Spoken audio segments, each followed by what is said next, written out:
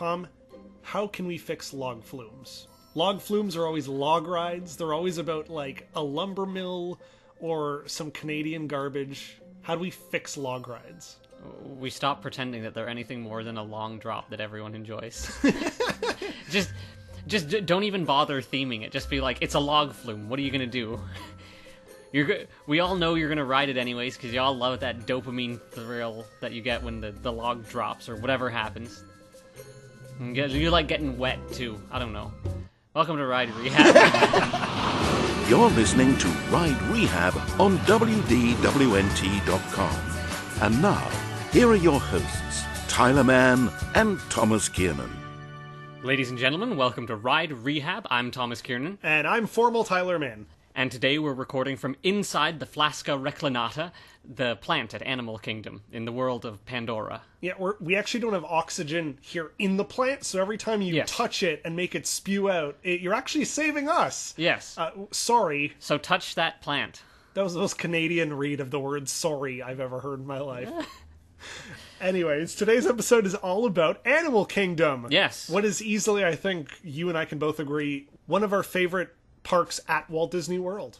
I would go so far to say it is my favorite park at Walt Disney World. I like Epcot. I think Epcot is the runner-up for that, but it's just not refined enough anymore. Yes. Epcot's lovely, but I think Animal Kingdom has a little more zhuzh and a little more, loveliness to it. I like it. Where do we begin? Do we start with thanking Joe Rohde? Yeah, I guess that's where that's where we should start. Thank you, Joe Rohde, for this. Joe Rohde's the Imagineer who he was the head of this project, this entire park. Mm-hmm. Thank you, Joe Rohde, for making a park that's so polished and detailed as far as the theming and all those things go. And it's so nice, and it's so... You can see the love in Animal Kingdom, and that's one of the things that has become faded in the other parks. I think is that the passion for the building of the parks. I don't know. Animal Kingdom is the most. This is a living park. Yes, like Joe Rohde has said, it's interesting to see what the park looked like beforehand because everything around you is real and alive. All the plants are actually growing, all the trees, all the animals continue to live and grow there as well. Mm-hmm. So, everything, I would love to go back in time to when the park first opened and be like, wow, this tree line is really not as dense as it is now. All of that stuff, it's real. It's not like... I don't know, Epcot is not surrounded by a whole amount of greenery, for example. It's very open, or is this park, there are these twisting trails, and there's always some sound of some animal coming from somewhere, and a lot of the time, it's a real animal. Yes. Pandora, obviously, is not real animals, but we'll talk about that. Well, let's jump right into it, I guess, then. You mentioned Pandora, so I think that's where we're going to start, because I don't think there's much point talking about the entrance to the park, because it's an entrance to a park. Yeah, other than the Oasis just has really the few small exhibits where I do want to talk about it for a quick second because I feel like it's, how in Magic Kingdom they're setting the stage like a movie. You walk through these tunnels and they show posters. Mm-hmm. You don't get a direct view of the castle until you come out of the tunnel and then you go just around the bend and you see it. The Oasis is kind of like the opening of this movie. Mm-hmm. It's it shows you just a taste of some of the exhibits and the winding trails, just to be this is a hint of things to come before you actually do get to sort of Discovery Island and you see the Tree of Life. Mm-hmm. So I kind of like it the way they have that Oasis laid out. I always just walk right in. Yeah, of course. Well, I guess that's another thing that I really like about this place is that it's got the educational aspect of it at the forefront of it with the animals and the conservation efforts and stuff. It's a good starting point. And it's a good starting point, but I think all the parks have that. We're going to supersede Discovery Island for now, and we're going to go straight into Pandora. We're not going to keep you in any suspense. We're going to talk about the new thing right away. Yes. I was never... Well, that's not fair. I saw Avatar for the first time when I was probably about... I guess we have to talk about it. We do have to... Well, we have to talk about... We have to give some context and some background. But let's start with that. I saw Avatar for the first time when I was maybe 12, 13, something like that. And I was blown away by it, as we all were. Everyone, the first time they saw Avatar were like, wow, look at that. But then we all sort of, the wool was lifted from our eyes, and we were like, oh, it's just a boring story and like a neat setting. And admittedly, that's just kind of why Avatar fits so perfectly, is because the setting is more interesting than the story that took place in the setting. And so the world of Avatar is lovely and beautiful and lush, and can be a ham-fisted metaphor for human destruction of the planet. There's a specific word for it, pollution. I don't know, but it's a nice ham-fisted metaphor for that. I shouldn't say ham-fisted because it's actually quite well done as far as the parks go. But anyways, I've never even seen the movie. Even to this day, I have not seen Avatar. Well, because when I was younger and that movie was coming out, everyone said, "Oh my God, you've gotta see it!" And you know me, as soon as a large number of people are like, "This is the big movie of the summer," I'm just like, a large number means 2. Okay, yeah, the 2 friends I had, because I live in Hogwarts. The 2 friends I had were like, "You gotta see it," and I'm like, well, now I really don't want to. It's almost like I'm being pressured to see it. That being said, now time has passed, and people, when I do say I haven't seen Avatar, they're like, you're not missing anything. Yeah, well, that's basically it. Because nowadays, back then, it was revolutionary in visual effects. It was like, holy jeez, look at all this nonsense. Look at this crazy 3D stuff. And I don't care about that. I've known 3D, because 3D existed here in the theme parks before it was in movie theaters. But to a lot of people, they had never seen 3D. Well, or not 3D that's done well, like in a movie theater when this was in IMAX and everything like that. What I was going to say is that Avatar, back then, sort of became the standard for CGI now. Like, your average Marvel movie, which I hate to use as an example, but they do use a lot of CGI. Your average Marvel movie probably has about the same amount and the same level of CGI that Avatar had way back when. Yep. I say way back when, that was maybe less than 10 years ago. Probably. I guess that's kind of the only reason it would be interesting. But again, it's the setting that's interesting. And then seeing that setting made physical in Pandora, in Animal Kingdom, is very fascinating and very interesting. Yes. The blending of real plants and the fake plants. I should probably say, you do not need to see the movie to enjoy this world. Yes, that's a very important point. You will learn about the world of Pandora while you are there. Yes. Which is another great thing about Animal Kingdom, is we have like the Wilderness Explorer sort of tour, the interactive portions where you can talk to a Wilderness Explorer, and they will explain to you, like, this is a real thing, and here is what it is. And in Pandora, even though it's fictional, they're like, this is a thing here on this alien planet, but on Earth, we have something similar like this. Yes, we have our real-world parallels, and that's what I mean. It's like a metaphor for Earth, and that's why we have, all these... That's why it's conservation effort built on top of what was an old mining facility from the first movie. Yes. I guess theming is, like, we could go on for hours about the theming. Oh, absolutely. Like, the fact it's that Ride Rehab, but there's just sometimes we do have to praise something that's pretty much perfect, which is the entire area, like the valley, that you get to see. Part of this podcast, we should also mention the things we like, so that way we can put in context the things we don't like and why we don't like them. Pandora has such fine details and such. Like, in Satuli Canteen, I remember we were just standing in the line waiting, and you pointed out that there were spots on the wall that were lighter than the rest of the wall from where pipes or a picture frame or something had been. And I was like, that's a neat little touch. Because it was like an army base. It was an army base. A restaurant that Ace now uses. Exactly. And so that's a wonderful little touch. Of course, all the little animatronic animals throughout Pandora. And speaking of touch, yes, all the like interactive things that that just make like it a little bit more real. Yes, I mean more so for children if they find that kind of stuff. Like when you're in Pandora, you sort of don't. Let me use the cue line for Winnie the Pooh as an example. Mm-hmm. There's these giant sort of like video screen walls, and they have like honey oozing down them.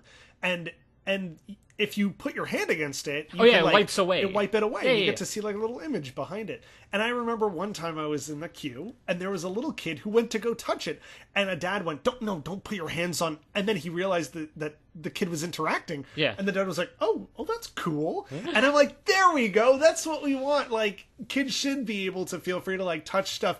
And I mean, like, please don't peel off any of the decals in Toy Story Land. Please, come on. Like, are you serious? Don't do that. Savages. But the interactive bits here in Pandora, and a lot of people may not even know about them. There's like this little pink bubbly plant that if you put your hand on it or near it, you'll sort of, especially at night, there will be the bioluminescence will react to where your hand is.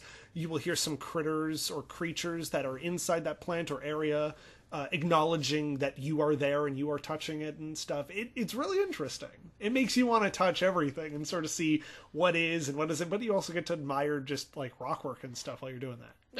And that would be perhaps my one criticism of the interactivity, is that it's all kind of very hidden, and it's unclear what can be interacted with and what can't be, to a certain extent. Obviously, you can talk to cast members, and they'll be able to tell you, I heard if you stick your hand in that tree, you can hear something in the distance, or something like that. Or you can wave at the crustacean things, and they'll squirt water at you. What's also interesting is that all these little interactive things are very effective, but also probably not too difficult to maintain. But motions, just some simple motion sensors and some hoses that spit water. Some lights. I don't suppose that would require like constant fixing or constant repairs, and it's something that you can leave alone for a long while, and it's hard for people to break it. Shall we talk about? Let's talk about River Journey first. I think River Journey is the one we should talk about first, because I think Flight of Passage is the more interesting one. Yes. Let's talk about something that needs a rehab. Yes. Well, arguably needs a rehab. Arguably.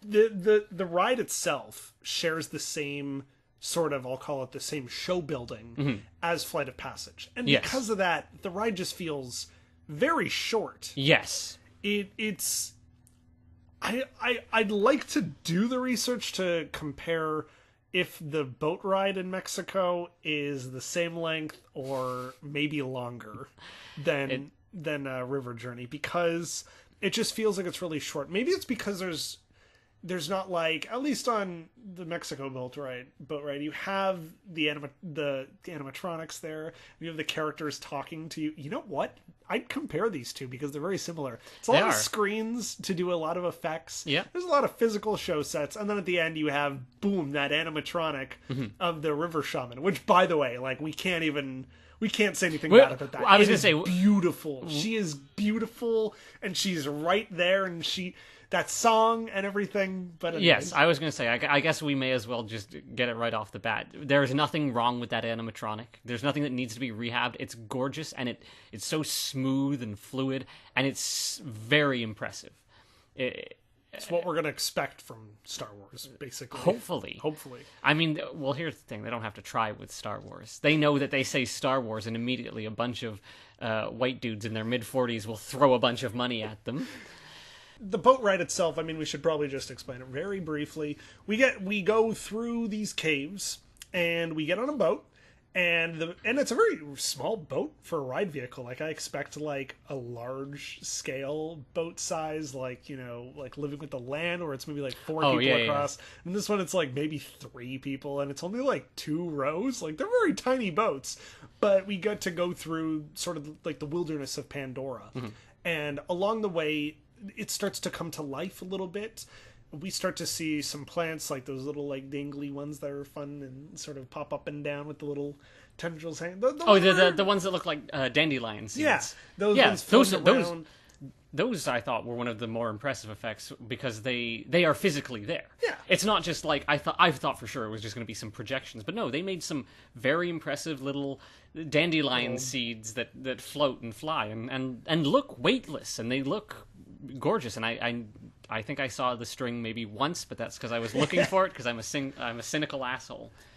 But when there is something screen based, it's usually interacting with the physical elements around it. Like, we talk a lot about how, you know, like Transformers and the Spider-Man ride at Universal, for example, do that really well, where if there is a screen, it interacts with the physical show set around it. In this one, we have all these like animals, and they're sort of leaping through the forest or the underbrush, but the underbrush is physical, and it moves at the same precise timing as the video. Or, for example, like above us, where we see those little like frogs leaping on the tree, like the leaves, and those bounce and move with the same timing as well, and that's what really sells it, which is really great.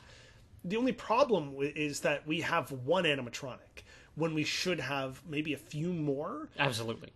I want to see more. I want to see more Na'vi. Maybe like we do see them like start to materialize, sort of like the background on a video screen. Exactly, we see them on a video screen. But I don't know why there can't be one or two physical ones like waving at you or like gesturing like "come this way" or whatever they sound like. I was going to say, well, I kind of picture that like we got one Na'vi with a spear and he's just saying something in the other language and he's pointing at us towards the shaman at the end. Or he starts singing "Maiwa." Maybe he could be singing along as well. Like a big, like Tortuga in Pirates of the Caribbean, but for Na'vi. I was going to say I would have liked to see some animatronic animals, because that's something that I think could really be impressive. Like, could you imagine if we rounded the corner and there's like a banshee grazing or something, and it looks at us and it roars and then it goes back to grazing? That would be a simple animatronic. I mean, I say simple.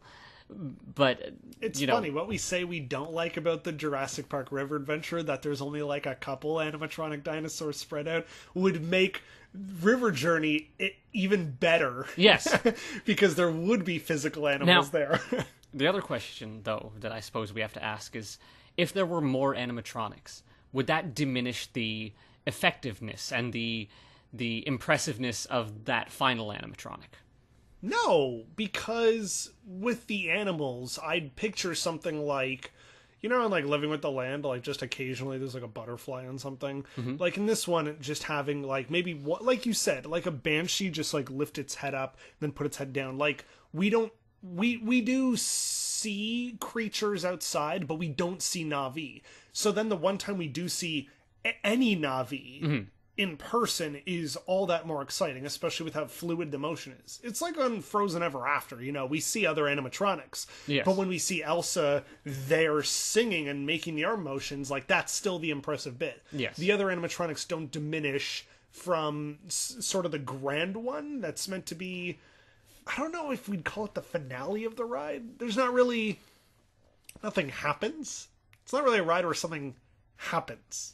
That's true, I guess. If that makes sense. It's not like Journey into Imagination where, like they blast you with air and then that's the nice little surprise and then we sing a song. Mm-hmm. I guess there is a song in this one, but we're supposed to be the finale of this is the shaman herself. Yeah.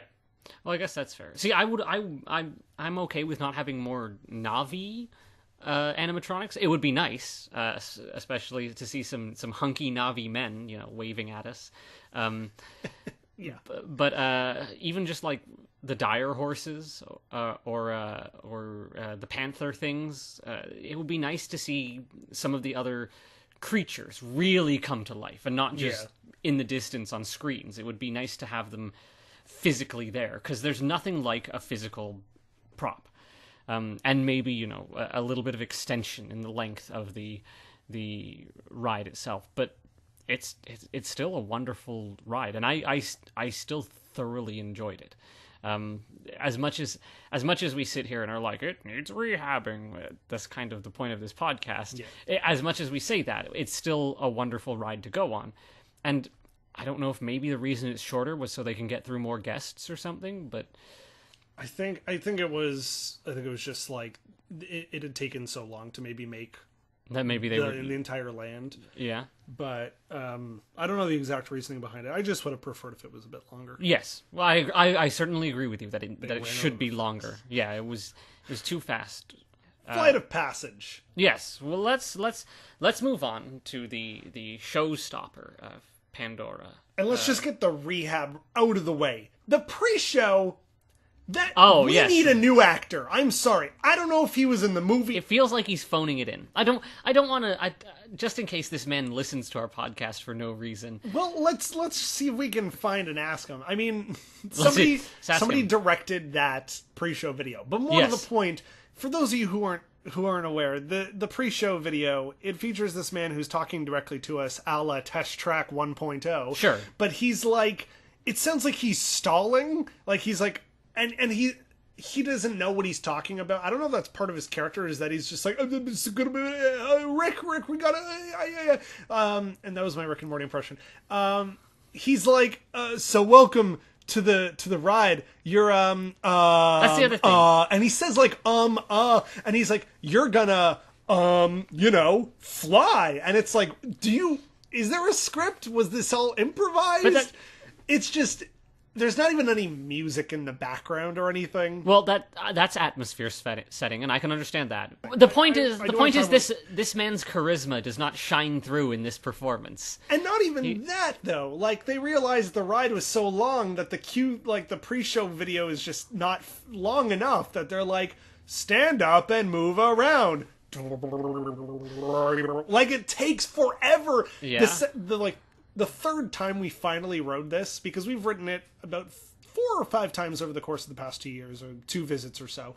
We sound like such amateurs to some people, I'm sure. Yeah, we do, and I don't care. When we get in there, I remember the first thing I did was sit down. Because we were already standing in line, we got there really early in the morning, we were at the parks like 4 days before that. I immediately sat down, and I got to like relax for like 15 minutes? I don't know. Like, it's so long. There is the interesting part, which is like the decompression. Yeah, like they spray us with everything. That's fun. That's a nice little surprise. That's sure to scare children. I think it's because they lock us in a room and tell us to stand in one place for a long time. It feels longer than it is. I'm sure if we actually sat down and timed it, it would only be like 5 minutes. I mean, I don't have a problem with... Okay, so let's go back to the queue. The queue is beautiful. When you sometimes get to see it, because most of the time when you're in the Fast Pass, you miss a lot. You only walk through sort of like the science research labs, but when you go through like the regular queue, and we only went through the regular queue, I think a total of once. That was the last time we visited. Was that the tail end of 2017? Yeah. And it was we waited at the end of the night. We had a Fast Pass earlier in the day. It was not a entirely good decision, because that was what 90 minutes to 120 minutes or so. Yes, it was a very long queue. And so, but needless to say, we spent a lot of time in the queue line observing details. Yeah. And when they're not covered in people throwing money everywhere. What? Remember we were like in the bioluminescent forest area. Oh yeah, and people had been throwing money into the river. Well, that's just a thing that people do apparently. People see a river or a body of water and their immediate instinct is like, time to throw money in there. And it's like, no, that's not what you... It's just water. It's like everything becomes a wishing well. The research lab itself that we go through in the queue is really great. There's a lot of fun effects there. Yeah. Hollow screens and the unobtainium. The unobtainium. Is it called unobtainium? Yes, okay. Unobtainium. This is what I mean when I say Avatar is ham-fisted. But then we get the animatronic. The one in the tank. I want to say it's Jake Sully. It's meant to be. It's meant to be an avatar. It's meant to be. But it looks like his avatar. Well, here's the thing, and we know this because of the make an avatar toy of yourself. Oh yeah, they all have the same face. But the effect there, like, I've stared at this thing for a long time. I've watched a lot of videos. I've read a lot of things. I can't tell if it's in water or not. I can't tell if it's. Oh yeah. It looks like a real animatronic. But it looks like it's in water. I don't know if it is. It looks like it's in water, but I really just don't know if it is. Disney has a lot of effects where they sort of add bubbles to like sort of the foreground area of a window or a tube to make it appear as though there's water inside. You'll see it on like 20,000 Leagues. They have like fake bubbles. Yeah. And in this one, I've watched it. Bubbles hit like the underside of his arm and then like go up the arm. And I'm like, that's either a really, really good effect or that animatronic is in water. And if it is, I have no idea how it's moving around because like you don't see cords or cables or anything. I mean, there is like one attached to them, but like you need a lot more than one thin cable to make a thing like that move. But I was going to say, how much does it move? I think it breathes a little bit. Yeah, and then there's it's some like jerky fingers motions. and its arms twitch a little bit. For all we know, it could be mostly like a silicon like mold, and then inside it has little robotic pieces that just have wires attached to them, and the silicon keeps the water out, and that's what helps it twitch. That's possible. Yeah. Or for all we know, it is just like a big silicon thing, and they've put special pockets of air so that when at certain times the water will change the pressure and it'll cause something to twitch. That's, for all we know, that's what it could be. You know, a magic trick where like sometimes they turn the device all the way around to show you like there's nothing behind it or anything. Yeah. I just want to walk like All the way around. 90 degrees around it just to see. I would love to know. I think it's better I don't. Yes. Like the door in Enchanted Tales. It's just better I actually believe that that's magic or special effects would Yes. It's wonderful. But anyways, not Sigourney Weaver. I don't have any problems with not Sigourney Weaver, except that they People think it's Sigourney Weaver. Well, they specifically designed the costume to look like Sigourney She's Weaver. got the hair and everything. Her name is Dr. Jackie Ogden. Yes. And I always want to go Ogden Wernstrom, who's from Futurama, because that name is just very uncommon. For all we know, that could be a reference. They're just like, what's the name? Dr. Ogden. Ogden Wernstrom. Wernstrom? She's great though. We learned. Yeah, about she's her. charismatic. We get a little story. She's doing a decent Sigourney Weaver impression. I shouldn't be mean like that. No, but she the thing looks is, like Sigourney Weaver. Well, that's and the thing. Everyone in here is like, oh, look, honey, it's Sigourney Weaver. Well, and that's I'm the like, thing. No, it's not. I remember the first time I went on, I was like, is that Sigourney Weaver?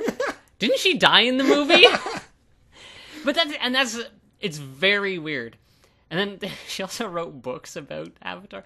That's something that's very weird to me personally, because I'm like, we live in this future where we can travel to these... We have faster than light travel and can move to distant planets to mine their resources, yet we still use books. She wrote a book. It's not like she wrote an e-book. I mean, it'd be weird to say she wrote an e-book, because it's like, it's not a book? She wrote a book specifically so they could have the prop of it on her desk in the shooting. But it's weird, because it's like, we're in the future, we still use books, we still take the time to break down plant matter into pulp and then turn it into pages and use ink to print on things? That sounds horribly inefficient for the year 2038 or whatever we're in. That's not that far in the future. 2038? That's only like 15 years. That's less than... That's 20... Oh, wait. Fine. I don't know how to do math. Anyways, the ride itself. It's flawless. It's flawless! It has one flaw. Okay, what's the one flaw? Okay, so the ride itself, like, perfect. The effect of going into your avatar is amazing. Yeah, and I'll just say, for those of you who are curious, like how things transition so well, you know, if you flash a big bright light right in your eyeball, it's going to take a minute to get used to the dark. Yeah. So that's an effect that we've seen elsewhere. Sure. And it works very well. I like to squint and see, because how we sort of open up into that area. But it's perfect. And you know why? Remember how I talk about Marvel and I'm like, we're not going to have that individual experience of like, we are a superhero or whatever. Yeah. We get that individual ride vehicle. We are on our own Banshee. Yes. More to the point, that we are matched with an avatar, and that avatar has a Banshee, and we feel it breathing under us and vibrating and everything. It's like, I sometimes I just like to sit there and be like, oh my god, like this is what it feels like to ride on a dragon, basically. Sure. This is a dragon flying ride, and it's so good.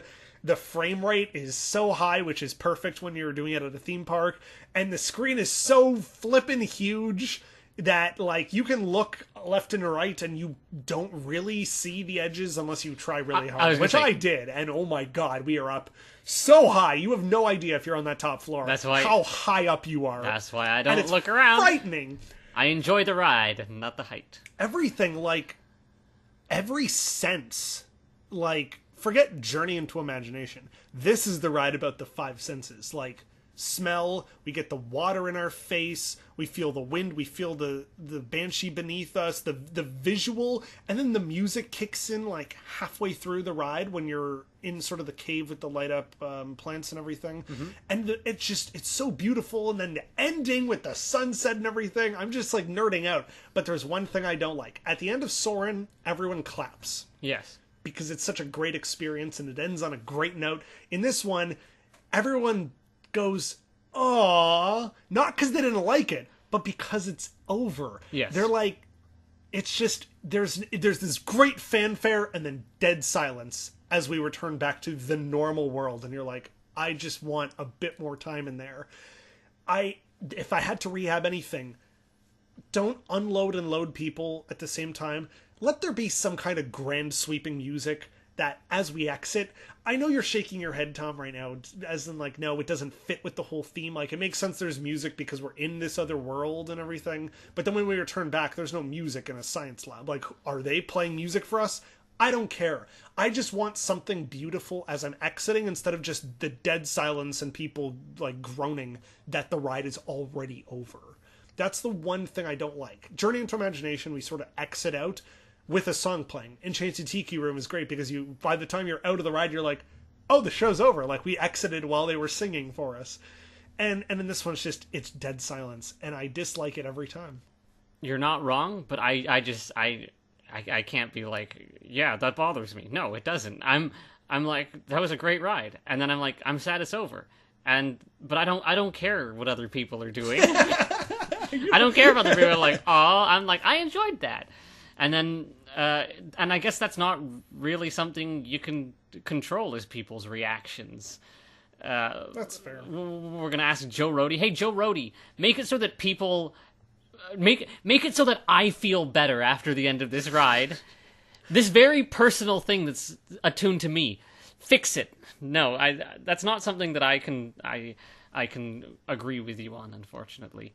I mean, fine. That's why we have two people on this podcast. Sure, but yeah, it is a perfect ride, and it gets all the senses. I think the one thing that maybe gets it a little, muddled is the fact that you have like the handlebars you grab onto. That's never gonna feel like what a banshee feels like. No. Part of me wishes they had like a physical banshee we get on. Wouldn't that be fun? That would be lovely. But we do not, and I think that would be. I think for safety purposes, I understand the handlebars and such. I got it though. Maybe we sit on this thing, but then when the ride vehicles sort of slide forward out near the video screen, it slides into like a little banshee skin. So if we look down, we can see that we are on a banshee. And then that would be even more surprising is if it like the ride vehicle you're on changes. Like if it looks like this computery thing and then suddenly something slips on top of it, like a little sock, and suddenly we are on a banshee. That would be amazing. I know that probably logistically might be. I was going to say that's way too complicated to do. The most I can picture is like at some point they take a photo of you at the ride and then they Photoshop you onto a banshee. That would be cute. That would be a cute little thing. It would kind of break the reality of like you're in an avatar, but you'd get like a nice little gift souvenir of you riding a banshee. It's just a circle cutout of our face, but on an avatar, on a banshee, so it looks completely not realistic. Yeah. I guess we will make our way from Flight of Passage. I was going to say into the gift shop. Because I think an important part that sort of interweaves with this is the adopt a banshee thing. Now I did adopt a banshee the first time we went. It has unfortunately become damaged, and I think I got it and it was missing an eye because they have 4 eyes and mine only had 3. I remember that, yeah. And we were like, oh, did the eye fall off? I think it's entirely possible it just didn't come with an eye in the first place. But that's fine because, things that are different make them unique. But then, of course, for some reason, the cables weren't tensing up anymore, and it just wasn't working. It was, stored or something. I think, yes, it was probably my fault. The adoption process The adoption process is really cute. They don't seem to do it for adults. For kids, they do it where they're like, They do keep some of that magic. yes, But a lot of the time it's like, well, you could just pick this color. Or so it's not. Yeah, exactly. They're It's- not treating it as if we are children. yes. I actually saw the process of a child adopting a banshee, and it's like the cast member gets the kid to put the hand over the heart, hold the hand up, and be like, "I swear to help protect and conserve the banshees," and so on and so forth. Didn't we do that? I remember me being like, can we do it anyways? And they're like, if you want to. I think you did it. I didn't. Yes. I don't remember doing it. Because I was okay with not having to do it, because I'm aware that it's a puppet and not a real creature. The theming in that gift shop is really good because there's Sure. a lot of other like backpacks and items and stuff to the point that I was like, I went to go pick something up and I'm like, oh wait, this isn't for sale. This is the theming element. Yeah.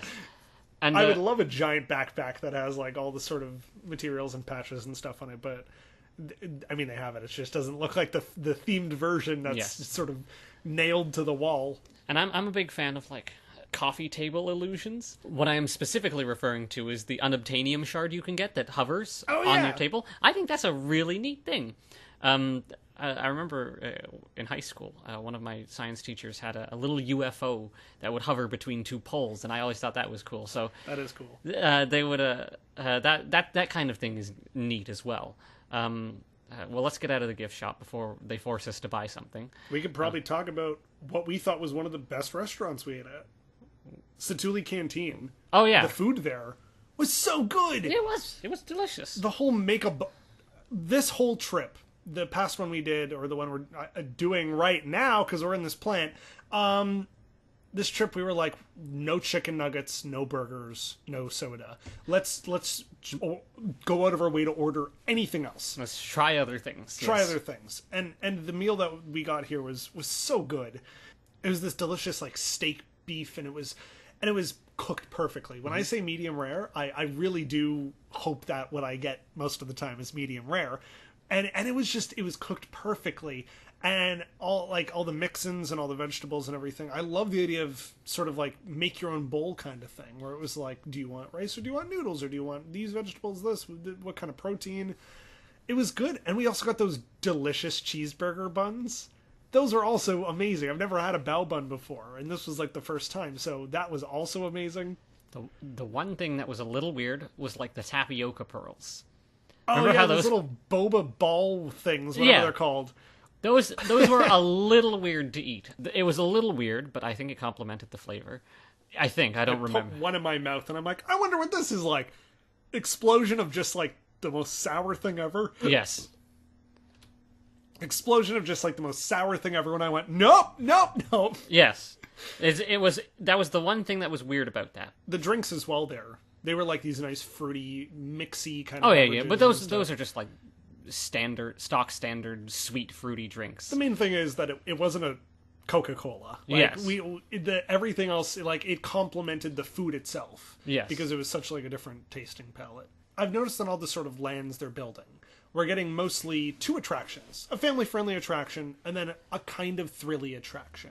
Because you could say the same about Toy Story Land. We had Swirling Saucers, and then we have Slinky Dog Dash. We have Rise of the Resistance, and then we have the Millennium Falcon ride, which one of those is decidedly going to be a little bit more thrilling than the other one.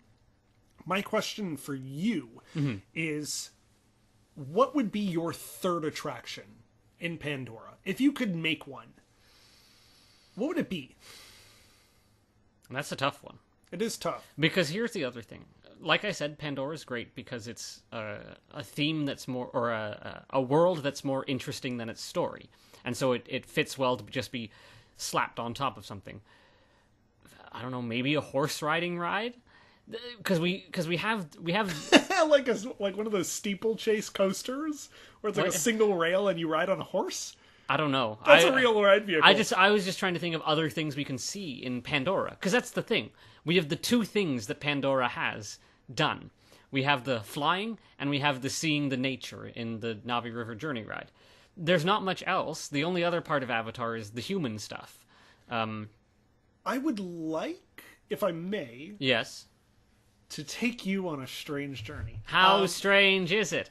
I would like to see, like, I remember we saw this big gate, and that's sort of like the backstage entrance, but it said something Mining Co. on it. Sure. And my thought was, a mining ride would be great. A mine-themed coaster, like it's missing... We've got a water-based ride. We have a motion simulator-based ride.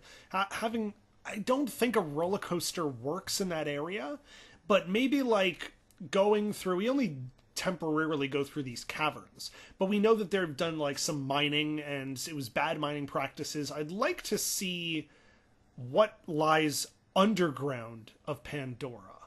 Like, it is a moon, and we see a lot of the sky and sort of the river. I'd like to see the next bit. I'd like to see if there's like underground creatures, or if there's like some giant like worm monster or something. I don't know. I'd like maybe there to be like a mining ride, like, okay, we're gonna go through these tunnels that have already existed, but then, you know, something goes terribly wrong. We don't have terribly goes wrong in Pandora. We have everything goes perfectly smooth, and we all live, and we don't think we're gonna die, except that one time, like another creature in but that's attacks you for like a split second. But having something maybe like with a drop, maybe like a small coaster that maybe has like one final drop at the end or something. I don't know. Maybe like the Pandora version of Dinosaur. Yeah. Oh my gosh. An Indiana Jones Countdown to Extinction dinosaur kind of ride vehicle would be great, actually. We already have one in the park, which is people's complaint about why don't you put Indiana Jones in Animal Kingdom, because we already have dinosaur. No one really cares. No one tells the difference. We have 40 Omni Movers in Magic Kingdom. No one cares. We can, one of those kind of rides, like a jungly trekking ride, maybe even one that goes outside, like sort of like Test Track does. That would be really cool. You can have some cool high-speed stuff flying through the jungle like really quick. And by flying, I mean like stuff flying past you. Yeah. That's actually a really good idea. Like, because you can get an idea for like the rough terrain. We could see some of those land-based creatures. This could be the place we put all the animatronics in. Mm-hmm. Except, and it could be like, you know what? It could be like Kilimanjaro Safaris. It could be like a physical driver, unlike, you know, King Kong, where it's like a robot. But it could also be like that, where it's like a trackless sort of truck vehicle, like we're going like Kilimanjaro Safaris, but if we're spotting fictional animals. Okay, I guess that could work. What would we call that? I have no idea. Except, you know what? No, that could be good. I guess it could be like King Kong, where something goes wrong and then you have to speed up and do things. Pandora Safaris. Pandora Safaris. Okay, well, or that's Moaris Safaris. Moar. That would be fun. And then you could have a driver like pointing out the fictional animals and like details about them. That's the other thing, is that if you talk to somebody who works there, they can tell you about Pandora, because it's like their job. They don't work for Disney; they work for Alpha Centauri Expeditions. Yes. So which is a great detail about that area. Well, I mean, they obviously do work for Disney. Yes. But for those who couldn't see, we were making bunny ear quotes with our fingers. You can just call them finger quotes. Really? They're not bunny ear? No, because bunnies. Never mind. Bunnies can't quote. Should we talk about what this land was originally going to be? Oh, Beastly Kingdom? Beastly Kingdom. And how I think this kind of fits in a modern context a little better. I think that if I'm not mistaken, the Beastly Kingdom was meant to sort of represent where humanity kind of wanted to be. Well, tell me a little bit about Beastly Kingdom and what the intention behind it was, as far as you can tell. So Beastly Kingdom was going to be fantastical creatures. Yes. So in each area of Animal Kingdom, we have representations of every kind of creature. We have small ones, we have like tiny marsupials, we have these big animals, we have a lot of everything in Africa, and then we have the Yeti, which is a mythical creature. Mm-hmm. That's why it fits in there, because yes, it's a roller coaster ride, but with this Asia setting, and we get to encounter an animal. It's not a real animal, but it's an animal of legend. I was going to say it's what is known as a cryptid, because there's the study of cryptozoology, which is animals that once existed and don't exist anymore, or animals whose existence is not formally acknowledged by science. Animals that might exist, which is what's kind of neat about the Yeti, is that it's a creature that might exist, but it's too hard to figure it out. And I forgot about dinosaurs. We have animals that from the past, exactly, animals that do not exist anymore. Yes. We have animals of today, we have mythological animals, and then this would have been fantastical animals. Yes. And it was going to be a dragon. In fact, there's like a dragon. If you look at the the front gate of Animal Kingdom, very far to the left side of you is going to be a dragon statue that's like hidden, kind of. But the logo for Animal Kingdom still has a dragon on it. Yes. And that's kind of what Pandora represents. It was going to be Beastly Kingdom. There was going to be a dragon. For those of you who do not know, the people who worked on Beastly Kingdom, once the project was let go, those people went and worked on Wizarding World of Harry Potter. So that's why we have like, you know, the Dueling Dragons ride. We have a lot of creatures and everything that's in the Forbidden Journey attraction. Yes. You know, there is a dragon prominently featured in that ride. And all the numerous little I don't want to say interactable, because I don't know how many of them are interactable, but all the numerous like the Monster Book of Monsters in a cage, and the pet creatures that just wander around. Yeah. There were elements of Beastly Kingdom still in the parks. If you've watched our video about where we went to the parks and we did a little bit of vloggy kind of stuff, we can point out, there was the cave near Discovery Island. As you go to enter Pandora, there is that cave that sort of has like, that's where the dragon was going to be. It was going to be on a boat ride. Welcome to Ride Rehab's Top 10 Secrets You Didn't Know About Animal Kingdom. Did you know that you can see the Morocco Pavilion from Animal Kingdom? I know I said that backwards, but now. Yeah. I like the use of sci-fi. I think in a modern sense, because I don't think sci-fi was what it was back when Walt Disney was alive and this was being planned. I think that sci-fi works better because it's less about fantasy and it's less about escaping to another world, and it's more about sort of, it's still escapism to a certain extent, as all entertainment is, especially at the parks, but it's more about sort of the dream of humanity, of being able to explore these foreign worlds and spread conservation efforts and progress across the universe. Space, as they say in the wonderful series Star Trek, the final frontier. And so I think that represents the sort of the new fantasy of humanity, is that the stars are the new wondrous land to explore. And I think that represents modern sensibilities much better than a fantasy land would. I'd say it's still sort of fantasy. Like the whole aspect of like the animals and everything. It doesn't really feel sci-fi. Maybe because I always picture sci-fi planets are like deserts and stuff. Well, I was going to say it's not like hard sci-fi, and it's definitely nowhere near like Star Trek stuff. But it's still, you know, space exploration and biology. We are on a different planet. Yes, and it's sci-fi. Banshees are basically dragons with a sci-fi coat of paint, and we even have horses. Dire horses, no less. Yeah. Dire is a prefix used frequently in the Dungeons and Dragons manual. You got the dire bears and the dire wolves and the dire rats. Which is just a fancy way of saying big versions of regular things. Dire canaries or whatever. Dire frogs. Dire frogs, sure, why not?